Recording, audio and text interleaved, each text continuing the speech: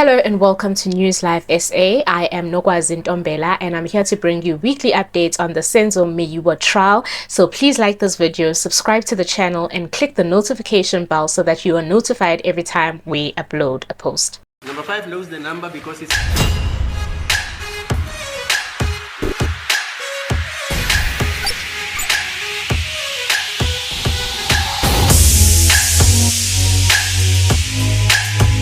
As you will recall, last week we ended off the week where Pinky Vaithillingham from Vodacom was not feeling too good, and because the state didn't have any witnesses lined up for the week last week, we ended up postponing the case till Tuesday, the 11th of June, where Pinky would then continue with her evidence.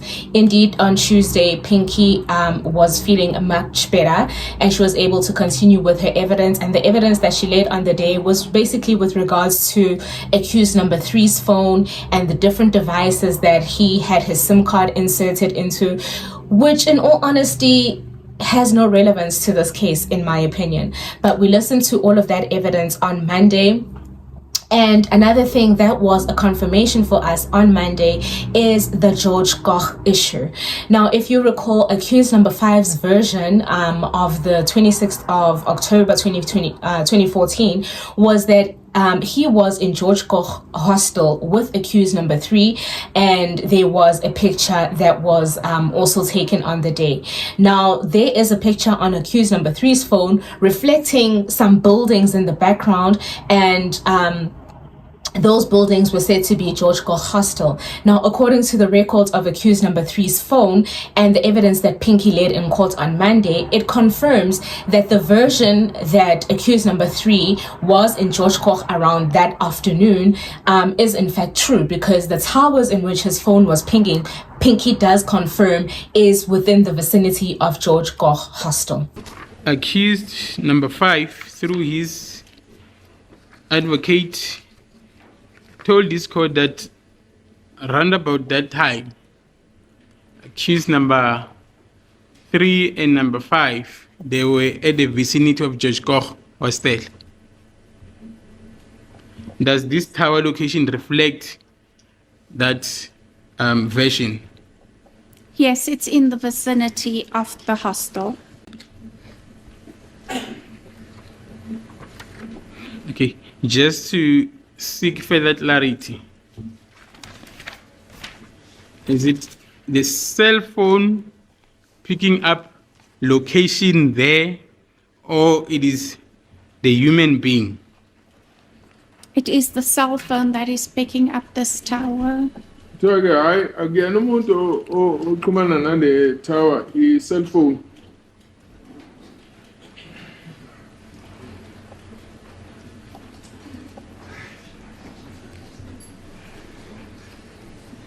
Now, the very interesting thing about this particular point is that Sibande, state prosecutor, then asked the question to Pinky, saying, does this prove that the phone was at George Koch or that the person? All this time, the phone has been associated with a person. Now, suddenly, because the phone is taking accused number 3 away from the scene where they wanted to place him, now they're separating the phone from the person. Please make it make sense. On all the records of accused number 3's telephone for the 26th of October 2014, we realized that there was no other communication with the other 4 accused in this trial.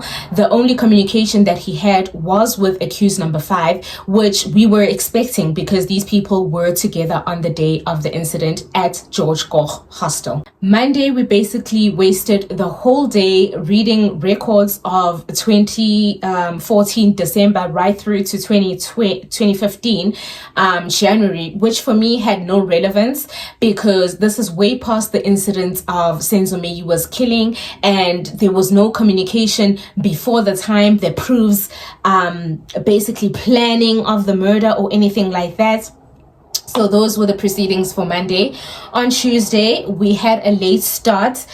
due to the fact that accused number 3 needed to go to a doctor in the early morning, and there were complaints that accused number 3 is having issues at his prison. He is still put in solitary confinement, and the reason that was given to him was that it's because of the Senzo Meyiwa trial. So now Mnisi, the representative for accused number 3, does question why is it that he's put in solitary confinement with regards to this case when he hasn't been found guilty yet. Another issue that accused number 3 did raise was the fact that they don't have access to warm water, and therefore he's unable to take a bath because the prison does tell them that if they do take a bath with cold water, it's at their own risk. If they get sick, then the prison will not be held accountable. So that is a conversation that they needed to have with the prison wardens or the supervisor of the CMAX prison, and a meeting was had, hence the lay starts on Wednesday. Yes, Maloy.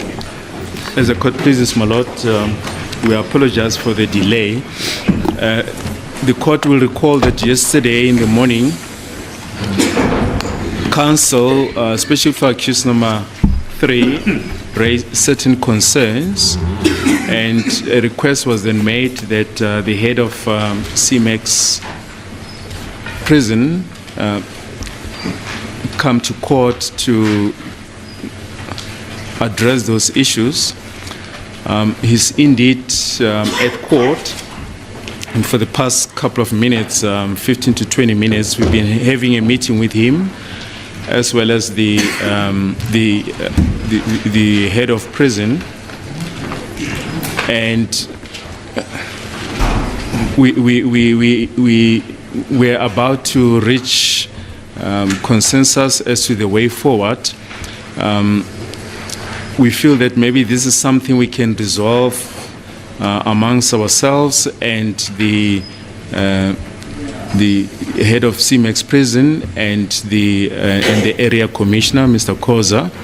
I think if the court were to be so indulgent as to afford us maybe another 10 minutes or so, we should be able to resolve those issues and then to resume the proceedings.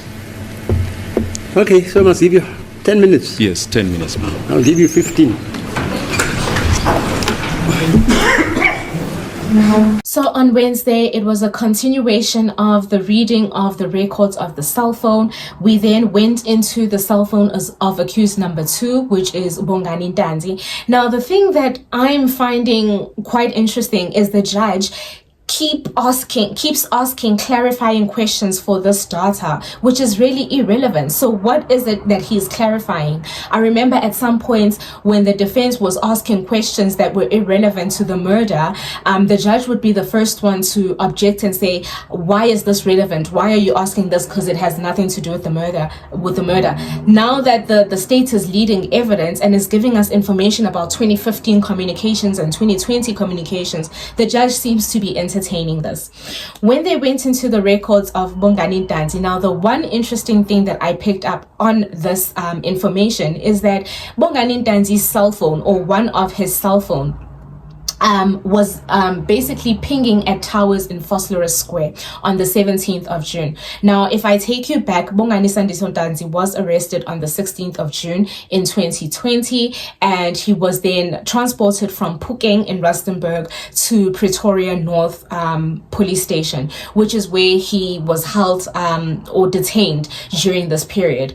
On the 17th of June, Bongani Ntanzi did not leave the police station, according to the evidence that has been provided so far. We do know that there was a meeting in the boardroom of the Pretoria North Police Station where Ntanzi says Gininda was present, Mohola was present, Mohane, Mabena, and the works were present, and he was interviewed, he was asked questions, he was asked about a gold tooth, he was asked to strip his clothes. So we are aware that there was a meeting that was held in Pretoria North and that he didn't leave the police station. However, his phone seems to be gallivanting the streets of Phosphorus on the 17th, which is surprising to me because considering the fact that Ntanzi never left the police station, it now sort of collaborates the version of Ntanzi, which says, I was searched when I was arrested on the 16th of June. 2 cell phones were taken from me and I never had my cell phone since then.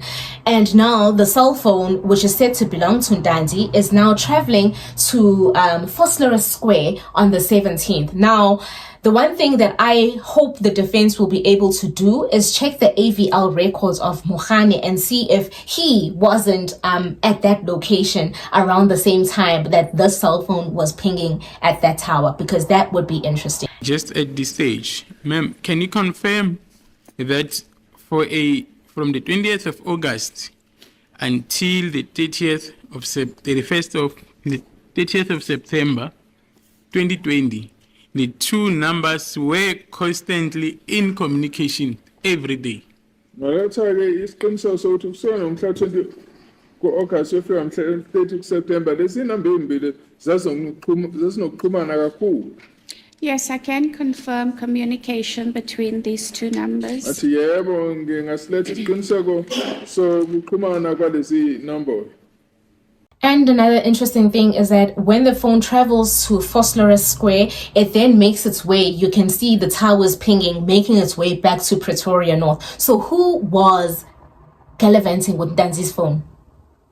On the 13th of June, we continued with the evidence of accused number 2's phone. And this was now another interesting point with regards to the communications that were made from Ndanzi's phone. There has been evidence in the court that Ndanzi was in communication with a certain number ending in 1698, which is said to be his girlfriend's phone. Now, this is where the state is trying to prove that indeed Ndanzi had his phone all along in prison and was in communication with his girlfriend. But if you remember the evidence of Mogane, he did once say that Mabena was in communication with Ndanzi's girlfriend to arrange with regards to the clothes and everything. I don't know how long this communication lasted. I don't know how he got her number. I don't know how the communication was made, but I'm just pointing it out that it was said that Mabena was in communication with Lebohang. But the number of calls that were going to and from accused number 2's phone to this girlfriend's number are pretty alarming. And the one thing that really raises my eyebrows in this situation is the fact that this phone was constantly busy. And right now they were reading the records of just the girlfriend, but Sibanda does indicate that there were other calls, numerous other calls that were made from this phone to other numbers. Now, my thing is, having this phone being so busy, didn't it need to charge at some points? So where did Ndanzi charge the phone if indeed he really had the phone with him? Whilst the evidence of the cell phones was being read onto the record, accused number 1 indicated that he is not feeling well. He has a bit of a tummy bug, so court needed to adjourn for him to see a doctor. Now, the interesting thing about this, we've had so many people that have come before the court and have been sick. Ngomezulu himself was sick in court and he was offered drops for his eyes. Pinky filling him from Vodacom was sick last week, and the judge has never asked or requested for a sick note for all these people being sick and the time that was taken off. However, when accused number 1 indicated that he's not feeling well, the judge then says he needs to bring proof that he's consulted with the medical doctor and what the doctor basically has to say about him not feeling well. So we adjourned on Thursday because accused number 1 wasn't well, and we were set to continue today, which is Friday, the 14th of June. For the proceedings for today, we yet again continue with the cell phone records of accused number 2 and the communications that he had with his girlfriend, or the alleged communications that he had with his then girlfriend Lebohang. And as Sibande was continuing with this evidence, the judge then puts an end to our misery because he says, how does this aid in the case? And basically, isn't there a way in which we could fast track all this information and not have to read through every single document? Because Sibande does indicate that he has about 190 pages still to go with this information. So they take a short adjournment to basically come to an agreement that this information should just be submitted so that we don't have to read every single detail into the record. These calls, alleged calls, they go up to when?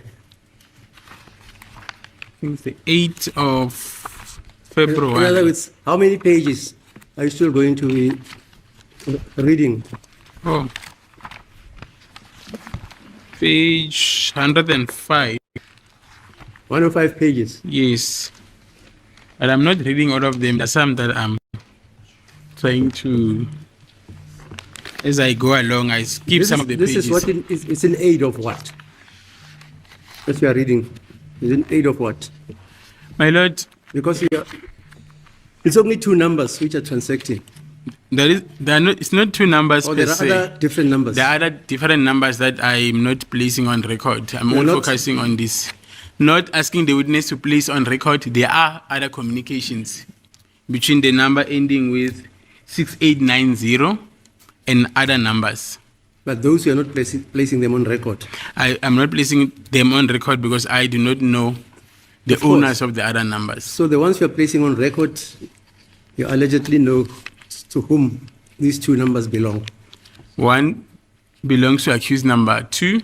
The other one belongs to Oleboheng Pitane, in brackets, partner.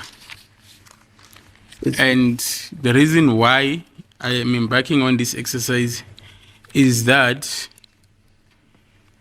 as the version of accused number 2 is that the person that was in possession of the phone is either Mohane or Mabena. They're the ones that were using this device. So you are trying to show that this is not so. That is correct, my Lord. Mr. Ramsipidi, are we And the supposed to date- go through this? As the court pleases, my lord, this data is this data. It's not going to change. That's the point. It speaks for itself, my Yes. So why should we go on and on and on until Nelson Mandela is resurrected? lord. Yes, my lord. I mean, I really? agree with the court. You can agree on the dates, for instance, Yes. and then you can have a separate sheet to say the calls were made on this and this and this and this and this date, Yes. instead of this witness reading this redundancy. As the court Is there no pleases. way you can shorten this, Mr. Sebadi? My lord, in fact, I think this section 205, previously when Mr. Advocate Baloyi was dealing with it, we had considered in terms of Yeah, you section considered the 220. tower, I remember. Yes, yes. But now you see the number was not considered according to Mr. Sebadi. But my lord, I've consulted on this yesterday when Yeah. we asked for consultation, and we do concede that this number belongs to the ex-girlfriend of accused number 2. I've also spoken to her about this number, so it's not an issue that we will have to hammer over and over that these transactions, because we concede that transactions that they speak for themselves, my lord. After the adjournment and the conclusion that Ntanzi's records will be accepted based on a mutual agreement with the defense, Sibande then indicates that he will now be going into accused number 5's details. And as we all know, accused number 5 is said to have numerous numbers that are associated to him. And they were about to leave the evidence with regards to the RICA and all that. And again, with this evidence, they had asked Pinky to sort of break it down into like a shorter, requested that Pinky breaks down the data into like a shortened version so that they are able to quickly wrap up the evidence of accused number 5. So those were the proceedings for the week. We did then adjourn so that Pinky can come back on Tuesday and give us the shortened version of this. Just my opinion about the state's case is that they have failed to prove beyond reasonable doubt that these 5 accused before the court are responsible for Senzo Meyiwa's death. And right now, they are just embarking on this journey of trying to discredit the versions of the accused as opposed to proving their case.